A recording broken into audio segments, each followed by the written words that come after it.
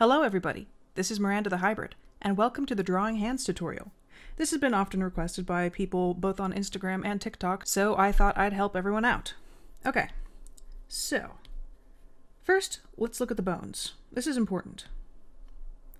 So you have, and let's make sure to put this on a layer all the way above, you have your carpals, your metacarpals, and your phalanges. I think that's how you pronounce it, not so sure.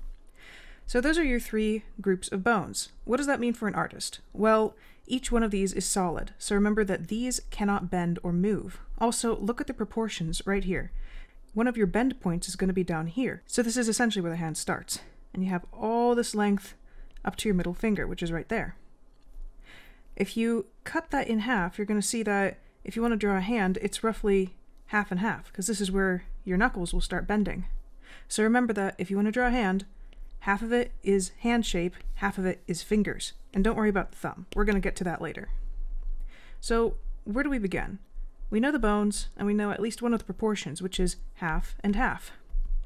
What about the flesh underneath? Well, when you start wrapping flesh around the hand, you're going to see that there are muscle groups, such as, let's make sure we're on the right layer, such as in here, or over here. And if you look at the side view of the hand, you're going to see that there's a big chunk of muscle right where your thumb is.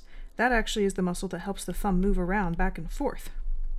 So outside of that, you have some padding on the inside of your hand, and then you're going to have some ligaments stretching down this way. Now, the ligaments lead all the way to your forearm, and there's actually a really, really neat patch of kind of, I don't know how to call it, but it kind of makes sure that the tendons don't skip around back and forth. It's this sinewy bag that makes sure that your tendons don't go anywhere. That's why your tendon that leads from the pinky doesn't decide to jump all the way over to the other side of your hand.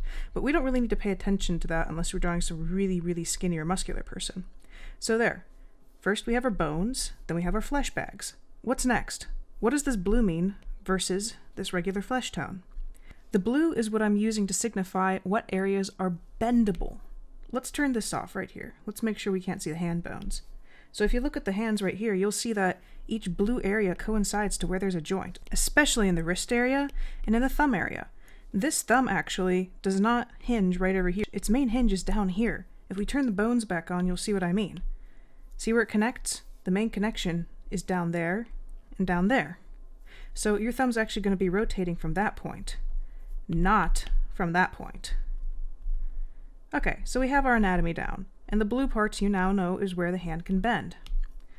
Let's outline our joints. Again, this is just a reminder of these red areas are where things are going to be bending. You do not get bending in the middle of the hand. Sometimes you'll get a slightly, like usually if you look at the hand from straight on, it has a shape kind of like that. And if you put the thumb right there, the thumb's right there. Sometimes your hand can kind of curve over like that. But if you look at the hand from this angle, and here are your fingers, it is not going to decide to suddenly bend in half like that. That would be crazy and ridiculous. So we have our joints, we have our bones, we have our flesh, and we have our bend areas. What's next? What's next is I want to show you how to break down the shape of the hand. This is taking a little bit of time to go all the way back. Let's get all the way back. I use these green blobs here to show the shapes that you should be able to find in the hand. Now, let's turn the bones and the flesh off. That's a very, very basic hand shape. It's very recognizable straight on. And you're going to see some very, very interesting shapes pop up immediately. Let's choose a nice, bright, differentiating color to be able to look at these properly. So you'll see that your main hand shape right here is almost like a trapezoid. And for just for reference, this is what a trapezoid looks like. So you're going to have not straight, and then big, and then small. So it's like a stretched trapezoid. And you're going to see that the top is not straight. This is a mistake that many artists make when they're newer. They'll draw a hand with your hand box, and it's like a trapezoid, they have that right. But they'll make the top exactly straight. And then another mistake that lots of young artists make is that they'll double the length, sure, but then they'll make every single finger the same length. And then they'll split it into 3, like this. That's not how a hand works. Let's look at the proportions on this hand, which is actually outlined from my own hand. So we have a curve running down this way. This curve is very important because if you add that curve in, you're going to see this is why your pinky is over here, your ring finger's over here, your middle finger's over there, and then you have your pointer finger over there. This is generally a curve that'll follow through most of the joints here. And sure, it's still 1, 2, but all that 1, 2 is going down on an angle. So here you go. We have our main hand area, which is that kind of curved top trapezoid. Then we have the first set of joints. Now look how big that first set of joints is compared to the other two. If we just ran that line down there again, it's a good 2/3 longer. And then this top one here is just itty bitty. Let's put that into perspective. We have the hand right here. We have the first set of joints, second and third. Look at that decrease. It's very important because when you're drawing the hand shape, let me just straight up erase this because we put too much stuff here. If you're going to redraw that hand instead of using those same exact symmetrical proportions that aren't actually how a hand works, you get your box with a bit of a curve on it, and then sure, you double the length, make sure to add a little bit of curve on the top, but that means that your first joint set is going to be 1/3 or more the way up, and then you split these itty bitty ones here. Now you have to make sure about the lengths. This pinky is way shorter than the middle finger. Now by how much I can't tell you because human fingers vary, but I would say start off by making sure you have your joints placed, and then run your lines upwards. And so your middle finger most likely is going to be the longest. Your pointer finger is going to be a little bit shorter, and then you're going to get your ring finger and your pinky finger. And of course you can lower these lines a bit more. So now you have pinky, ring, middle, and pointer. Now what about the thumb? Well, your thumb is going to hinge at the bottom, right like that. See? It does it here and it does it here. That's your hinge point for the thumb. Now, if you just hold your hand right in front of you and look at where your thumb lines up, this last final joint on the thumb, this one, kind of lines up with the first joints on all the other hand. So you're going to make a kind of oval shape, and then you're going to make one more wedge up here. And of course now you have to split it. So it's 1, 2, 3. And that's where I like lining that up there. Now that's a wonky looking hand because we're using very, very uniform proportions. So let's see how it actually lines up in other situations when we start drawing it. And for that we're going to use photo reference. Now here's a big thing. Photo reference is extremely useful. Let's take this for instance. This is my hand. So we have the joint over here, and we have the arm bones running down this way. Then now note how I'm making it a cylinder shape. I like making cylinder shapes for arms. If it helps you, outline it like this so you know what shape it is, just like that. So we have the cylinder of the arm, and we have the generally round joint of the hand. Now remember, this is where the bottom of the thumb hinges. That's our first major joint right there. You have the other one there, and you have the final one there. So that's the very first basic shape of this hand. Note how the curve runs over this way. This is your line of action for this hand. So we have wrist bone, no, we have the wrist joint, we have the arm, and we have the thumb out. Now what about the fingers? This is all so muddled up, it's crazy. What we're going to do is we're going to take that curve I showed you before and run it down this way. And now we can draw in the rest of that hand shape that was there before. Now remember when I said that a hand box is generally straight like that with the fingers, but sometimes it can curve like this? That's exactly what's happening here. This entire thing is so curved. In fact, look at everything. Look how it's folded up in here. So remember that this particular hand box in this position is folded because your hand can curl over. So we have that giant fleshy chunk I was talking about. This is all muscle in here. A giant fleshy chunk. We have the thumb coming in. Make sure to break it up. And now we have to deal with the fingers. One here, let's jump to a different color because this is starting to get a little bit muddled. You have one knuckle bone here, the other knuckle bone here, another here, and another here. They're still running along our curve on top of our trapezoid. You have a first joint here and second joint there. So 1, 2, 3. And you have a joint here and a joint here. 1, 2, 3. You have a joint here and a joint here. 1, 2, 3. And this one is kind of difficult. Joint here and joint here. So 1, 2, 3. Now, if we turn off the picture, this looks kind of crazy, but it's reading. It's reading just a little bit. So now, let's take an even newer color, and let's go over it on a different layer. we're going to do a general sketchy outline. And you're going to see exactly what this means. This means we're going to kind of gesture in the different shapes that we're finding. So we have this very important big chunk of thumb flesh there. This one here, you have the final little bit of thumb right there. And remember, put in your joint, make sure this joint up here, always accentuate that joint. You can just brush it up and then make it swirl around like that. That's going to add so much movement to your hand. And then you have your wrist leading over and into your first finger. Now I'm going to accentuate this. I'm going to go 1, 2, 3. And now we're going to push this line over this way. Whenever you push a curve this way, it means that the flesh is pointing upwards. If you push it that way, it's going to be pointing downwards. In another tutorial, I'll show you how this applies to knees. So we have one there, and then we're going to ignore that for a minute. Maybe put one right in there, just a very small subtle one, so that you're forcing the direction of your hand. Now we have this shape. It's the first shape in the foreshortening that's popping up. We egg that in, maybe outline the nail. You have another one down here, and another one in here. It's kind of hard to see. Then you have this right over here. It's in the forefront. I'm going to put a line right over there, again curving over like that to show that it is pointing in our direction. Another one that way, and you're going to fold the flesh right there. And then finally we have our pinky. Again, first big shape is there, fold it over, and then the second one is hiding because of our foreshortening.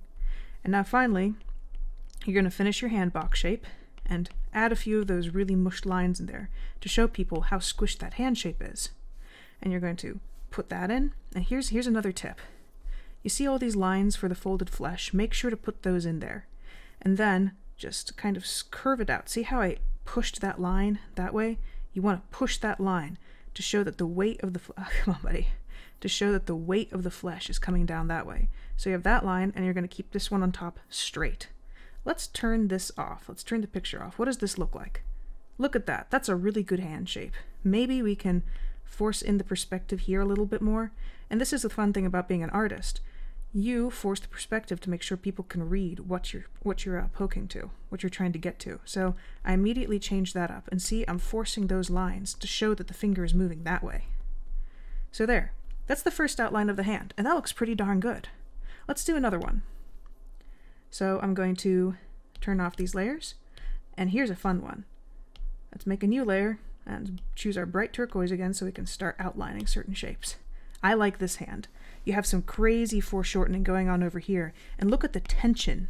Look at that tension in the tendons. So again, let's start. This is your wrist joint. It's latent in this situation because it's not curving either direction. It's straight on. Somebody's being grabbed really hard here. And again, you have your hand box. Let's draw that curve in first, and then let's draw in the rest of the hand box shape. So there you go. And again, make sure your thumb is hinging down there. That's its first major joint and second. So 1, 2, 3. Look how straight that line is. It's forcing its energy straight downwards. Then again, 1, 2, and then this one's so foreshortened that it's hiding. And here we go. 1, I'm just making sure to add that one in. 1, 2, 3, and 1, 2, 3. And the pinky one is so caught, but let's make sure we understand where it's going. It's going down that way. Now let's do some outlining here, and see how I immediately made this a curve to show where it is. So 1, 2, 3, and 1, 2, it's probably going to look something like that. And this time, to show the tension, we want to add in those tendons. We want to make sure they're popping up so you know exactly where it's going. Now let's take our black again, and let's do a super outline of it. Actually, instead of black, so that it shows up on our dark surface, I'm going to use a nice bright red. So we have our arm coming this way, and see that little aggressive pop over there, this kind of sticking out? This is part of your, it's either your radius or your ulna. It's one of the two bones that makes up your forearm, and it pops up like that, especially on my arm. So we have that coming there. Let's make this a little bit better. 1, 2, there we go. Have that up there. Take note of your wrist joint, and there's your flesh box. Gently outline it, not too much this time since this is more of a final product. You have your thumb. I'm going to make a curve over there to show that there's that joint there. And then that, and see how I'm pushing the line ever so slightly in that way. And when we do that, that's going to accentuate the fact that one's pushing in even harder in that direction. And now, since the flesh is going that way, we're going to be putting this line in front of the other line. That's forcing the perspective downwards. And so now you can eke in those aggressive stretch lines on your flesh. And so now we have another joint right here. And what are we going to do about this finger? You're viewing it from straight on top, just like that. Well, there's going to be one there, but since we're looking at it from on top and the perspective is being forced that way, we're going to be drawing our line right there. So 1, 2, and then 3, down like that. And make sure to put in your little, make sure to put in your knuckle there, and then force a line along the side. This is going to be very dramatic. Now the second one is a little bit easier because we're seeing it from a sideways perspective. We got 1, and then here, we're seeing it from on top, so you want to force the perspective to go over a little bit. Now we have, come on we have 2 and 3. And again, forcing that, see how aggressively I put in that line right there? You need to make sure that your action is shown. So 1, 2, 3, just like we did before. And now we don't have to make a knuckle that looks like this since we're seeing it on top. We can just put a line like that and then crazy, just sweep in that tendon line and a little line below it, just, that was a big line, a little line below it just so you see what's going on. Same thing with here. Put that knuckle in there, then 1, force that perspective, 2, force it again, and then you can't see because this finger is obviously blocking that finger. Now we're going to have whoop like that, and put in your lines there. And also you can add a little extra line there because your flesh will be pulling away from the other flesh on the bottom. And finally, make sure to do that too. Finally for the pinky. Up, down, and you don't really have to do anything else for that because the pinky is being hidden by everything. So now let's turn off the picture and let's turn off the underlayer. And you have a very aggressive looking grippy hand. Look how easy that was. Now I want you guys to outline hands like I just did the first few times you try this because it'll make it extremely easy to understand what you're trying to do. In fact, if you're curious, after you do all this, you can take a different color and you can find those shapes that we were talking about before. You got your hand box with its curve, you got your wrist joint, you got your cylinder running down, which is the rest of the arm, you have your joint here, your kind of oval shape, 1 and 2, you got one tube running down that way, 1 and 2, one tube, another tube, and another tube, one tube, another tube, your final tube, and then your pinky is hiding back there. See how easy it is to find those shapes? Now, let's see, what would happen? Let me just draw this straight up. We're not going to be using any reference. What would happen if you wanted to make up a hand for yourself and you didn't have reference? This is where things get a little bit tricky, and this is where you have to memorize those shapes that the hand is made up of. Always remember, you can always draw a person, but you have to know how it works. It's kind of like not knowing that a pencil is a cylinder and trying to draw a pencil. If you know that the pencil is a cylinder, then you'll know how to draw a pencil. So, let's work with our hand. We know that from the side perspective, you have your wrist joint, you have 2 different shapes, and one of them is going to be your thumb joint down here. Your, we need to move this down a little bit. You have your knuckles running in a row like that, and then 1, 2, 3. 1, 2, 3. See how the flesh hangs below the finger, but it's straight on top? Make sure to remember that. And then for the thumb, it's going to come hinging on the bottom of the wrist like that, 2, and then 3. Always remember, the second joint of the thumb lines up with the first joints of your knuckles. And then you can, in perspective, just keep putting that shape in. You don't have to exactly put in every single knuckle every single time. If you know the shape of your first finger and you know the shape of your other fingers, then you can just kind of mock them in like that. Okay, so what about a hand in a bizarre perspective? What about a hand gripping something? So we're going to start with our tube arm, our little wrist ball. Remember the thumb's over here, and mock in your hand shape. And let's grip a bar. Let's put this bar right here. They're holding on to it. So your first joints are going to be over here, like they always are. And then this is going to be a shock of perspective. Let's make sure you can see this from 2 different points of perspective. Let's put this bar over here. So we just switched it around from a flat angle to a straight on angle. Now your hand's coming up like this, knuckles are over here. You have your thumb over here, wrist, and arm coming down. So I'm going to be drawing this in 2 different perspectives so it's easier to see. Our hands are wrapping over, so you're going to get your first set of joints coming down like that. And your second, remember it's shorter, and your third is going to be like that. So 1, 2, 3. And then you can dramatize it a little bit. Now 1, 2, 3, you have the other set. And from this perspective, we can't really see all the fingers. And your thumb's going to be coming this way and wrapping over that way. So this is the side view. Now see how close these are together? If we go around and we try drawing it from the front perspective, there's going to be a lot of foreshortening. So let's go to a different color so you can actually see the joints, like that. So that's our first set of joints. Our second set of joints, remember, right over there, they're really, really close, kind of like that. Our third set is going to be a little bit lower, so you get them right here. Our fourth set, which isn't really a set, it's just the tip of the finger, the tips of the finger are going to be down here.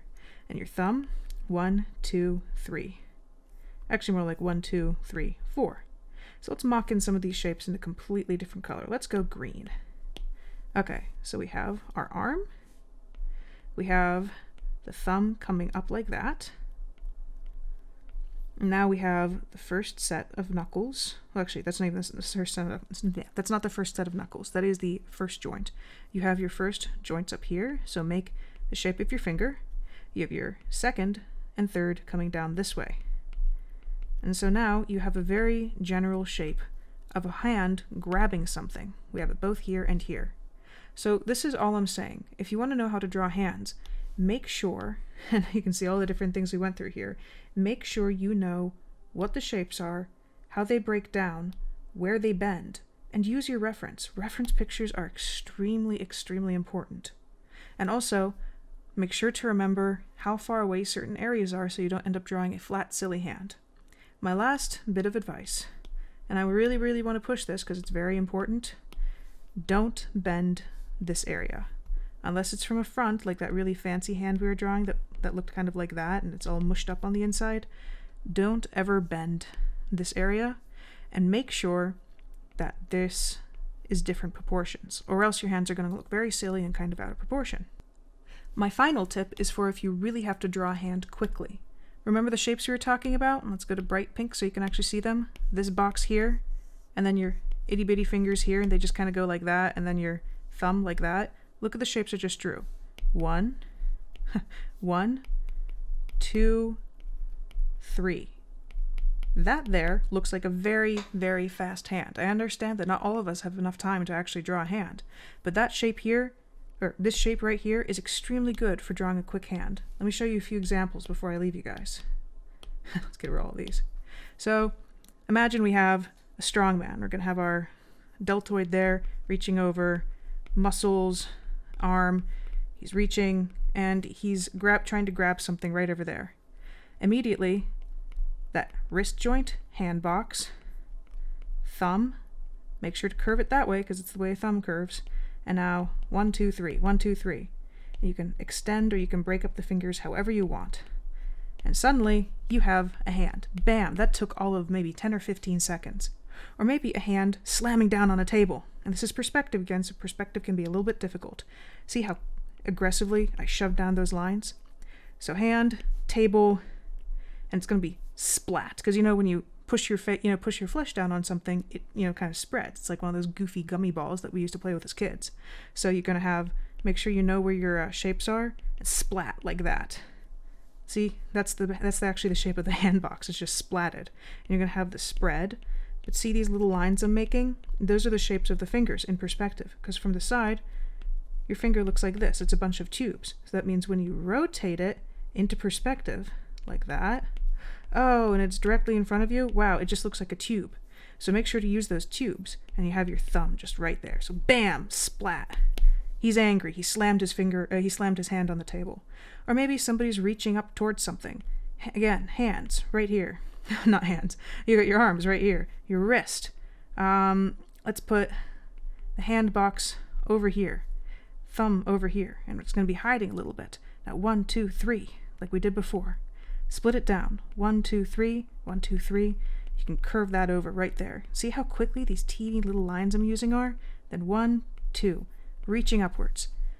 That's very, very quick hand. This is what I use for storyboarding, for instance, or when I'm doing my drafts for my webtoon. It's very easy to make a quick hand like this. Just remember your box shape, double it, make sure that you really have to make sure to put that curve in there. 1, 2, 3, 1, 2, 3, well, 1, 2, 3. Put your thumb shape in, and then your itty bitty thumb shape over there. Make sure to have the wrist joint, and then your arm.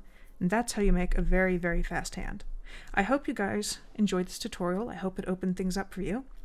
And if you have any more requests for other tutorials that aren't in the description, make sure to check out the description of this video because I have a list of all the tutorials I'm going to make, and the ones that are already made have a link right next to them. So if you guys don't see something on that list that you actually want to see on that list, make sure to comment and I'll add it to the list, and I'll make it sometime in the future because you can see there's a lot of them. But if you enjoyed this, please drop a like, share it with anybody else, any other artists who might need it, and you all have a good day. Bye-bye.